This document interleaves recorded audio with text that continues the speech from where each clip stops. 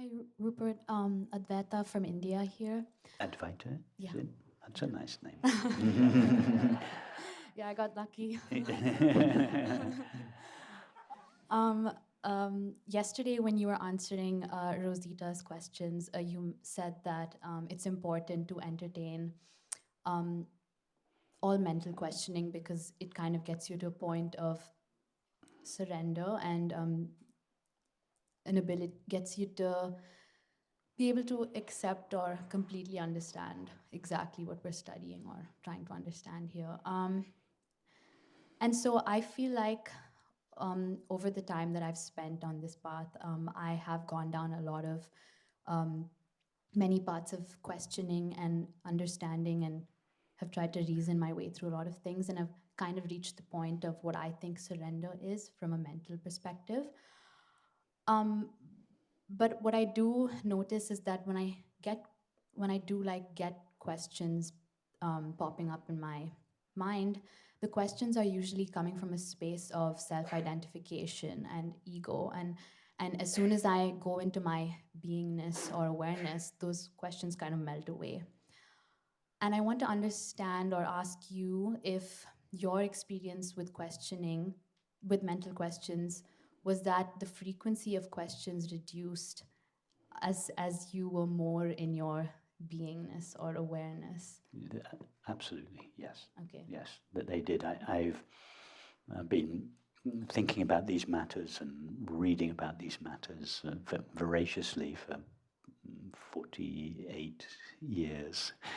Um, so to begin with, actually, there weren't so many questions. I was on more of a devotional path. And then the questions on you awoke in me a little bit later on, after 15 or so years of mantra meditation and a more devotional path. And my questions really started. And then I really went deeply into thinking about these matters and just asked every question possible I wanted to. I didn't want to leave any stone unturned. So that took me on a great journey of what Atmananda Krishna Menon calls higher reasoning. But then in time, those questions, they were answered. That slowly I found satisfactory answers. And I don't mean satisfactory answers by someone else, although Francis and others gave me signposts and answers, but I wanted to find answers for myself. I wanted to know the answer for myself, for the answer to come from my own experience. So for many years, there were lots of questions, but you're absolutely right. The frequency, slowly, I ran out of questions. Eventually, my mind started running out of objections, running out of questions. And then my mind just came to a kind of natural peace, not a disciplined peace, not a peace that I had to practice, but a peace that was just the inevitable consequence of understanding. And one of the things that I was very, very grateful to Francis for was that he just entertained my questions, just endlessly, on and on and on and on, never encouraged me to stop thinking about these matters. So he gave me permission to think, and not many spiritual traditions give you permission to think. Most try to stop it prematurely, and that causes frustration. So that's why we value it.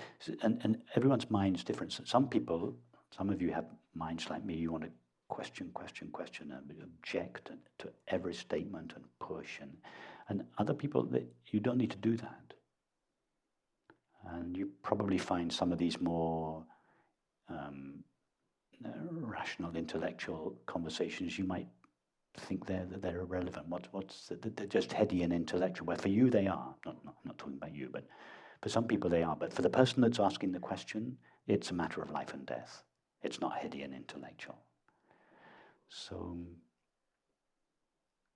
but yes, you're right. So I would encourage you, if you have such a mind, keep on exploring, and only it's understanding brings a question to an end. Only understanding, not discipline. So you just go on until slowly understanding replaces questioning. And when there's understanding, you find yourself in peace. And so even when I am aware that a question is coming from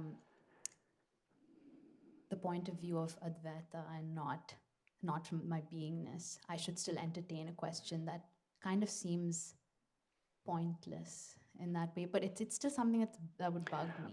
What sort of a question are you referring to? A question about this understanding, or a practical question in life? It would be like an overlap of the two. It would be like an example is how does one continue to have deep relationships with people while being on this path? Yeah, Because no, that's that a very good seems question.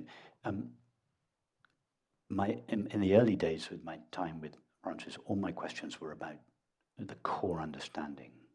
I would never ask a question about practical life, about a relationship or my work or health. I just wasn't interested. I just wanted the absolute truth. All my questions were just about that. But then in time, when as I said, when this understanding began to come, then my questions evolved and they became more practical. They became more about everyday life. I had the understanding based on my own experience, but I wanted to know what does this look like in your work, in your intimate relationship, when you're bringing up a child. So actually, my questions became more practical, and as time went on. So yeah, no, those are good questions. Don't dismiss them and think, oh, that's just an egoic question. No, it comes from your love of truth, but your love of not just understanding the truth, but your desire to live the truth in every aspect of your life, in your work, in your relationships, in your entire life. that makes sense. Thank you.